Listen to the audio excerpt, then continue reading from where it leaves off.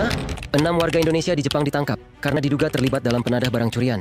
Nah, jadi ada 7 pria telah ditangkap karena dicurigai menyimpan mobil curian. Salah satu tersangka adalah seorang warga Jepang yang merupakan karyawan di salah satu perusahaan di prefektur Mie, dan 6 warga negara Indonesia. Menurut keterangan polisi, tersangka diduga menyimpan mobil dan barang-barang lainnya yang merupakan barang curian di halaman kota Komono mulai Desember tahun lalu. Tuduhan tersebut terungkap setelah penyelidikan terhadap mobil yang dicuri di Moriyama pada bulan Desember tahun lalu dan informasi yang didapat tentang halaman di kota Komono tersebut. Meskipun tersangka belum mengakuinya, tetapi polisi menduga 7 orang tersangka tersebut menerima mobil tersebut dari berbagai kelompok pencuri, kemudian menyimpan dan membongkarnya, lalu mengekspornya secara ilegal ke luar negeri.